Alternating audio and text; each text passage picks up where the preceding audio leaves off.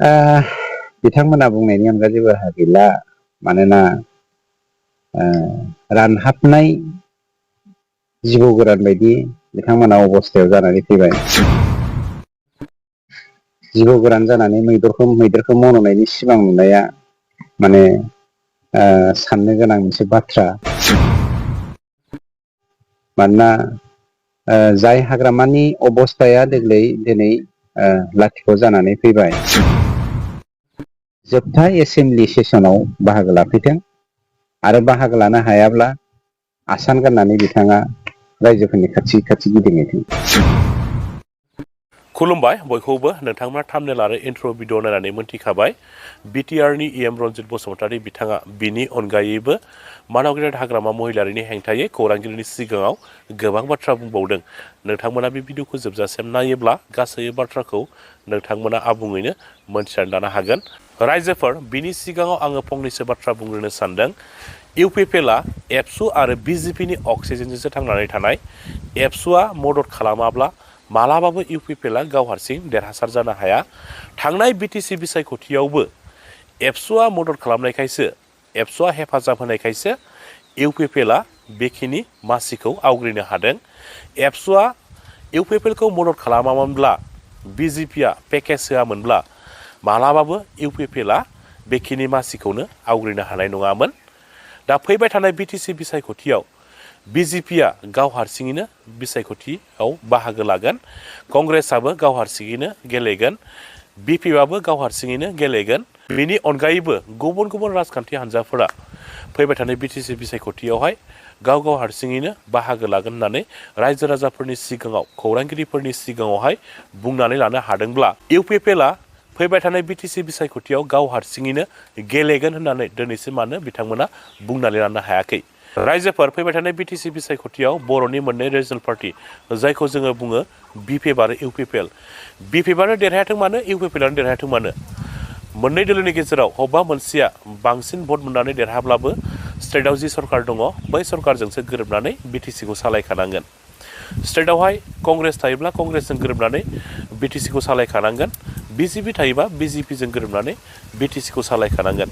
स्टेटआव जि सरकार दङ बै सरकारजोंसो बिथांमोना गोरोबनानै खामानिखौ मावखानांगोन। नङा होमबा रायजोफोर? फैबाय थानाय समावसो जोङो मोनथिनानै मोनसिगोन इउपिपिएलआनो जा बिपिएफआनो जा बे मोननै राजखान्थि हान्जानि गेजेरावहाय सोर बेसेबां भट मोननानै देरहासार जानो हायो। जोङो फैबाय थानाय समावसो जोङो मोनथिनानै मोनसिगोन। स' रायजोफोर, दानिया फैदो बिटिआरनि EM रन्जित बसुमतारी बिथाङा मानाव गेदेर हाग्रामा महिलारि सारनि हेंथायै खौरांगिरिनि सिगाङाव मा बाथ्रा बुंदों। नोंथांमोना बिथांनि सुंद' बिबुंथि लाखिनाय भिडिअ क्लिप्सखौ जोबजासिम नायनानै लादो। बिथांमोना बुंनायनि अनगा जेबो राहा गैला। मानोना रानहाबनाय जिबौ गोरान बायदि बिथांमोना अबस्थायाव जानानै फैबाय। जिबौ गोरान जानानै मैदेरखौ मन'नायनि सिमां नुनाया माने साननो गोनां मोनसे बाथ्रा। मानोना जाय हाग्रामानि अबस्थाया देग्लाय दिनै लाथिख' जानानै फैबाय। बिथाङा जोंखौ गान्दुराजों रुजुदों ना माजों रुजुदों रुजुबाय थाथों। 31 थारिखै बिथाङा डेडलाइन होदों। आं सानदों 31 थारिखनि उनाव जोंहा एसेमब्लि मोनसे जागोन। नोंथांमोननि मेडियानि गेजेरजों आं खावलायनो नागिरदों, बिथाङा बै जोबथा एसेमब्लि सेसनाव बाहागो लाफैथों आरो बाहागो लानो हायाब्ला आसान गाननानै बिथाङा रायजोफोरनि खाथि खाथि गिदिंहैथों। आं बेखौसो बिथांनियाव खावलायदों। बिथांनि अबस्थाया दिनै ओरैबायदि मोनसे गाज्रि अबस्थायाव फैबाय, थासारियाव फैबाय। माने हाग्रामाया सोर बे जारिमिन जानो थांगासिनो दङ। थिग दं, 17 बोसोर बिथांनि दिनाव थैनि बाना बोहैदोंमोनब्लाबो, बिथांनि गेजेराव बिदा फंबायनि गेजेराव सिथार बुंलायनाय जादोंमोनब्लाबो, बिथांनि दिनाव हारिजों हारि दाङाबाजि जादोंब्लाबो, बिथांनि दिनाव सोबख'नाय जाख'नाय साखन्द्रा बारा ओंखारदोंमोनब्लाबो जों बेखौ बावगारबाय आरो बिथाङा जि जारिमिन खालामलांबाय। दा हाग्रामा होननाय बुस्थुआ मोनसे जारिमिन जानो थांगासिनो दङ। बेखौ बिथाङा दोनखोमानो थाखाय रायजो राजानि सिगाङाव बुंथिलागासिनो दङ। आंथ' बुङो, नैबे बावैसोनि गेजेराव इलेक्सननि सिगां मेक्सिमाम बिपिएफनि लिडारफ्रा आं इउपिपिएल दोलोआव हाबगोन होननानै बुङाखै। हाग्रामानि बिपिएफ दोलोखौ नागारजोबनो थांगासिनो दं। दिनैहाय आदिबासि सेल जोंहा दंखायोमोन। दा आदिबासि सेलखौनो माने सानथालि माखासे मानसिफ्रा रावाबो आलदा हारिमुवाबो आलदा, बेनिखायनो बिथांमोना सानथालि सेल नांगौ होननायखाय दिनै सानथालि सेल दानानै होनाय जाबाय। दा बेवहाय जोङो मिजिंथिदों बे सानथालि सेल दानायनि गेजेरजों सानथालि जाथिनि हारिनि जेनाखि भट बे जोङो 80% मोननायनि मोनसे जोङो मिजिंखौ थिनो हायो। दिनै सानथालि हारिया माखासे जेंनाफोर दं। दिनैहाय बिथांमोननि एसटि करननि खोथा दं, हा हुनि जेंनाफोर दं। नाथाय बेखिनि खामानिखौ दिनैहाय इउपिपिएलनि सरकार प्रमद बर' बिथाङा दिनै मोनबो मावनानै होआखै, बरंस' बादासो होबाय थाबोदों। दा बेखायनो जोङो स्पस्ट जोंहा बेवहाय दुलाराय बर' फरायसा आफादाबो मोनसे समाव माने राजबंसिफोरनो एसटि होनायाव जोंहा जेबो आपत्ति गैया होननानै जिहेतु हरखादों। दा बेनिखायनो दुलाराय बर' फरायसा जिहेतु हरनो हायो, थिग बेबादिनो जोंनि बिपिएफआबो बे आदिबासि, सानथालि आरो कस राजबंसि बे जाथिफोरखौ एसटि होनायाव जेबो आपत्ति गैया। दा बे थागिदाखौनो लानानै जों दिनै आदिबासि सेल, सानथालि सेल दाना होनाय जादों। जोंहा माने पुर्न बिसास दङ बिथांमोनहा जोंखौ सहाय खालामगोन। लगे लगेनि जानायनिथ' बाथ्रा नङा, 5 बोसोर जालांबाय दिनै बिटिआर एकर्ड जानाया। दा बिनि गेजेराव दिनै सिमा निर्धारन खालाम अल्टारेसन अफ बाउन्डारिनि बाथ्रा दंमोन, दिनै समस्ति बारायनांगौनि खोथा दंमोन, बेखौ बोसोरबा गाहाम नाङा। बोसोरबा गाहाम नाङा। 2003आव 10 फेब्रुवारियाव बिटिसि सुक्ति जादों। 2005आवनो इलेक्सन फाथिनो हादों। होमबा बिथांमोनहा दिनै 5 बोसोर समाय मोनबाय। मानो बेफोरबायदि गामि सोसननाय खामानिखौ मानो मावनो हादिया?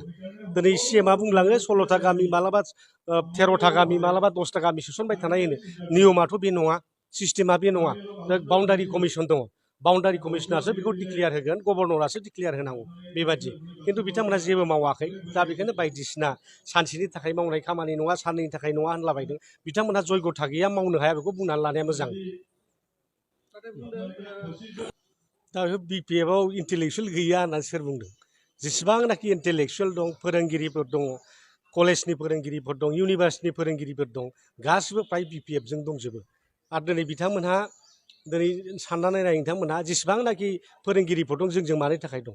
दा बिथांमोना मोनसे प्रतिश्रुति होदोंमोन जे बिटिसि ओनसोलाव जेसेबां भेन्सार कलेज दं, स्कुलफोर दं, प्रभिन्सियेलाइज खालामनाय जागोन होननानै। नाथाय भेन्सार कलेजनि गासिबो फोरोंगिरिफोर एलपिनिफ्राय आराम्भ खालामनानै कलेजसिम बेफोर गासिबो जोंजोंनो दंजोबो। दा बिथांमोनहा दिनै बे श्रेणिनि मानसिफोरखौ दिनै माने बुजायनानै लाखिनो हायाखिसै। फोरोंगिरिफ्रा दिनै बेथन गैयालासेनो फोरोंनानै रिटायार्ड जालांबाय। दा बिथांमोना बुंदोंमोन 6.3नि गेजेरजों गासिबो स्कुल कलेजफोर प्रभिन्सियेलाइज जागोन। दा बर'फोरनि गेजेराव इन्टेलेक्सुवेल होनबा सोरखौ बुङो? फोरोंगिरिफ्रानोसै, नङा होमबा? साबेसे डक्टर दं, साबेसे इन्जिनियार दं बर'फ्रावलाय? जों आखायाव साननानै हिसाब होजोबनो हायो। दा बे इन्टेलेक्सुवेल होनबा जोंना फोरोंगिरि, कलेजनि फोरोंगिरि, इउनिभार्सिटिनि फोरोंगिरिफोर, हाइ स्कुलनि मास्टारफोर, दा बिथांमोना गासिबो जोंजोंनो दंजोबो। इन्टेलेक्सुवेला गासिबो जोंजोंनो दंजोबो। आरो बे जों साथामखौ मानो गिबाय थादों बिथांमोनालाय? जों साथामखौ मानो गिखो? जोंखौनो गियोब्ला, जों प्रहलाद, कास्टम आरो बिक्रमखौनो गियोबा हाग्रामाजों माब्ला जुजिहैगोन बिसोरलाय? दा बिथांमोनाव जयग' नेथा गैया, उरखाव गोरा, गावहानो जयग'था गैया। जायनि थाखाय बिथाङा दिनै सारि मेखेला टेक्सटाइल हेन्दलुमनि दख'ना दाग्रा दिनै मन्थ्रि जाद्लाहैनांदों। दिनै बड'लेण्ड वेलफेयार डिपार्टमेन्टनि मन्थ्रि जादों। बड'लेण्डनि थाखाय मानो फैसा बिनानै लाबोनो हायाखै? दिनै 10% इंक्रिमेन्ट जाबाय थायोमोन। दिनै बड'लेण्ड वेलफेयार डिपार्टमेन्टनि मन्थ्रि जानानै मानो 10% इंक्रिमेन्ट खालामनानै लाबोनो हायाखै? मानो सेन्ट्रेल गभर्नमेन्टआव जोंहा बाजेटआ 250 कोटि थाखा मोननांगौखौ मानो 50 कोटिल' खालामजाखो? दिमा हासावना मानो बारायखो? कार्बि आंलंना मानो बारायखो? दिनै जुदि बिपिएफआव गोरों गैयाब्ला बै समाव बोरै एफाराब मावनो हाबोखो? दिनैहाय जोङो नुबाय थादों 6 फाइनान्स कमिसनाव दिनै 1200 कोटि थाखाल' मोननो हादों प्रमद बर' दैदेननाया। खिन्थु 6 फाइनान्स कमिसन जेलाखि हाग्रामा सारा दैदेनबाय थादों, जोङो 1800 क्रर थाखा मोननो हादों। बा डिफारेन्सखौ नायबानो जाबाय। आरो दानि जेनाखि बाजेट दाबो 800 कोटियावनो दङ।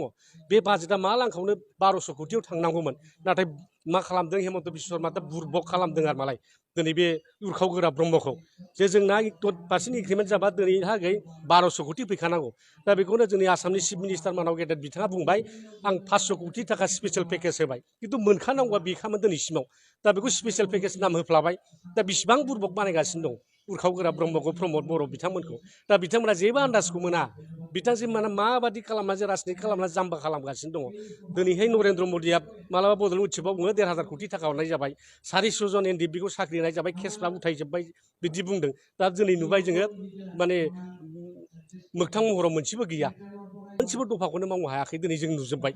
दिनै दाख्लै अमित शाह होनलांबाय 82% दिनै माने मावफुंजाबाय होनबाय दिनै नुबाय मोनसेबो गैया दिनै अदालगुरियाव जों दा दंफैयो सप्ता खनसे जाफैबाय जोङो बेहाय जों नुबाय ट्राइबेल इउनिभारसिटिबो गैया स्पर्ट्स इउनिभारसिटिबो गैया अभार ब्रिजबो जायाखै मोनसेबो जायाखै दा बोरै बुंनो हायो बिथांमोनालाय दा बिथांमोना गिदों बिराद बेबादि गिदों बे अरखि मोनथामखौनो बिराद गिदों आरो मालाय बे अरखि मोनथामा बिलाइ गोरान मोनोबा गथै हाग्राखौ सावजोबनो हायो जोंब्लावनानै नङा होमबा दा बेबादिनो खामलाबगासिनो दङ इउ पि पि एलनि नेताफ्रा दिनै गैला बबेबा गामियाव थांफ्लांबा होसो जानोसो दिनै आराम्भ जासिगोन दा सरकारा एसे दंबावोखायसो बिथांमोननि खोथाया खुनु मथे सोलिगासिनो दङ 31 मार्चनि उनाव जुदि बिथांमोना फान्ड बाहायनो मोना होमबानो बिथांमोननि सरकारा गैला जागोन आरो रायजो राजाफ्रा बेखौ माने रावबो माने मानबो होनाय नङा खामफ्लायबो होनाय नङा सैमायाबो सोंनाय नङा